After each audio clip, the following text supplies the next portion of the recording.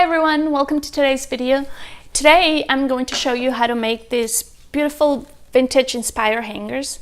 I think they will be really beautiful as a bride's gift or for bridesmaids, mother of the bride, mother of the groom, or even for a baptism. I really wish I had thought about this for my wedding because it would have been awesome to take some of the pictures of my dress with this, since my wedding was actually vintage inspired, so I think that would have been perfect. I made them in different colors and different finishes just for you guys to see. Some of them are matte, some of them are a little bit shinier. I made this beautiful teal color, pink, and some gray ones. So I'm going to show you how to make them. Get started with this. We're going to use some IOD molds, Iron Orchid Designs, and I'm gonna leave links to this down in the description box. There's different kinds. This is the one that I have and the one that I want to use, so we're gonna go with that. The first thing we're gonna do is we're going to use some cornstarch to apply into the mold. This helps the mold to release because sometimes it can stick to the mold, or the paste can stick to the mold, so you want to apply something to kind of help it release better. Next, we're going to grab our paper clay. This you can find at any craft store, online, whatever. It can be a little bit pricey, but sometimes you can find those 40 or 50% off coupons, or sometimes even 60%, and you can get it at the craft store. If you decide that you don't have the time to go looking for it, you can always buy it online. I'll leave a link for that as well. The next thing we're going to do is we're going to slightly sand the hanger so that the paint has something to adhere to, something to grab to. And this is 80 grit sandpaper. It is kind of rough, but because I want texture onto this hanger, I didn't care about it. Now we're going to clean all of the excess dust to make sure, again, our surface is clean and everything adheres properly. So here you can see me releasing the mold. Because I did the cornstarch, it was fairly easy. You just gotta be gentle with it. Don't pull too hard or too quickly so that you don't tear it. I'm gonna trim the edges because I did it all by hand. I didn't flatten it with a rolling pin or something. It has the edges are not always as crisp as you would like, but it's not a big deal. While it's still fresh, you can just trim it with an X-Acto knife or a putty knife like I'm doing here, or you can sand it down. So next we're going to adhere it to or glue it onto the hanger. This is wood glue. Depending on the size that you buy, the price will vary, and you can find this at a craft store or Home Depot or online again. Make sure you put it mainly in the center so that it doesn't burst out whenever you put pressure onto the hanger. I am spreading it out to the edges, but very lightly on the edges. Keep the majority of it in the center so that when you press, it spreads out, but it doesn't come out of the mold.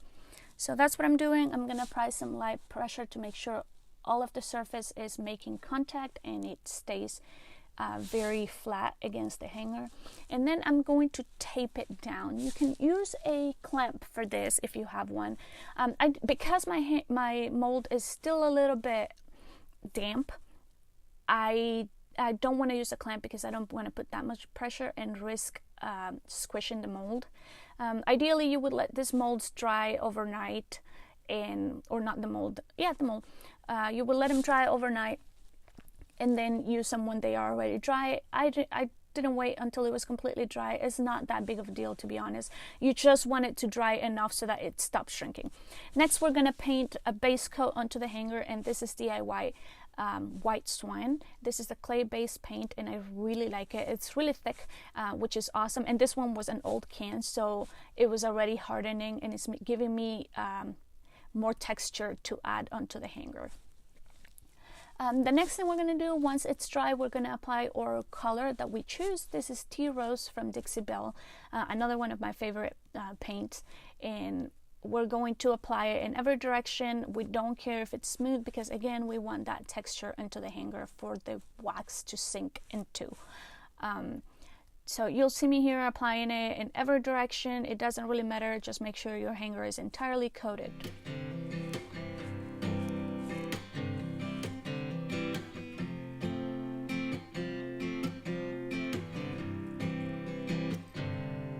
If the moon ignored the sun, then I'd take gold waves. All right, so You're gonna let it dry overnight. This is the next day. Actually, it's the same day, but I have multiple hangers that I'm working on. So this one was already dry. And then I'm gonna lightly sand it just to remove the debris. Like sometimes particles of dust can adhere to the top of the paint. I'm not really putting a lot of pressure in this. You're just removing all of the debris. Very lightly sand. That was 220 paper that is very gentle. And then I'm gonna brush off all the dust that came out of that sanding. But if the moon falls by night. So this step is very important. You're going to need to top coat the hanger. This top coat was from the craft store. You can buy polyacrylic, polyurethane, wax, oil, whatever you want. You just need a clear top coat because it's going to give you more control when we apply the dark wax.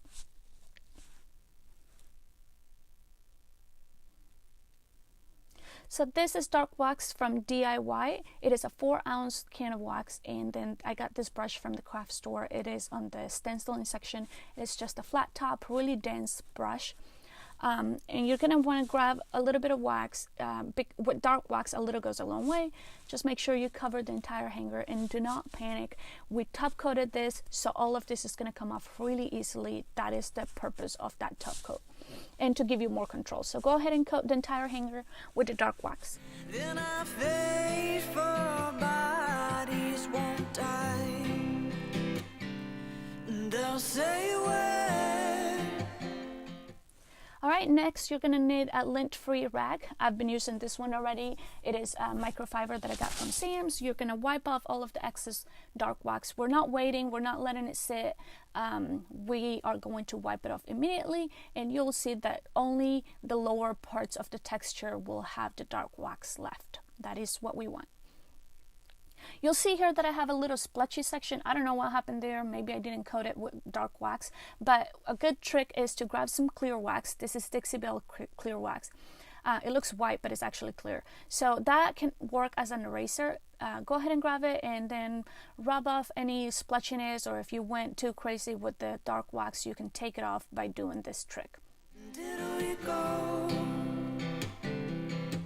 They'll say where. Now for the fun part, we are going to do gilding wax. I love this color and this brand of gilding wax. So really easy, just grab a little bit, dip your finger in it. You can use a rag if you want. I don't see the need for that.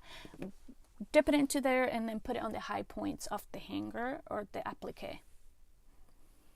This is the other hanger I'm working with. I have a couple, like I said, because I want to show you guys different finishes. This one is gray with white wax, and it came out really pretty as well. So I'm doing that one at the same time. Did we go? They'll say where. Did we go? So once you've done that, I'm sorry about the light change. This is nighttime. I really wanted to finish this tutorial for you guys, so you can still see what's going on. The next thing is that you're going to buff that gilding wax. You're gonna let it sit for at least 20 minutes. You can leave it for a day or two. Sometimes I'll get busy and work on something else and then come back to it. So you can do that, and then you're gonna apply another coat of it. Same thing, let it dry and then buff it all in, and that's how you will get a more intense look to it. So this one is already finished. I wanted to show you how it looks. You can see that the dark wax is not really overwhelming. That was the one I clear coated. This one I made with wax instead of clear acrylic top coat, and it looks a little bit more matte, so I wanted to show you that finish as well. This one I top coated with black oil, and you can see it sinking into the details. It's a little bit more pronounced.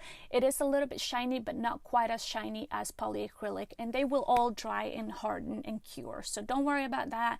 Once you've wiped down the excess, it will be fine.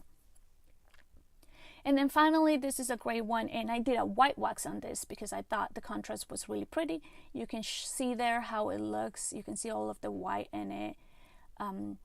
I took a couple pictures with my sister's bridesmaid dress that it was pink, and it was really beautiful against this gray. The story goes on.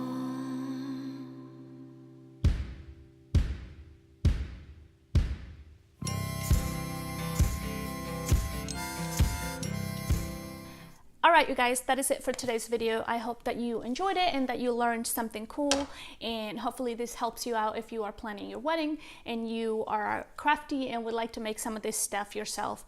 If you decide that you don't have the time and you just don't want to put in the effort and going through finding all this stuff, you know, letting the paint dry and all of the steps, and you would like to just purchase the hangers, they are available in my Facebook shop.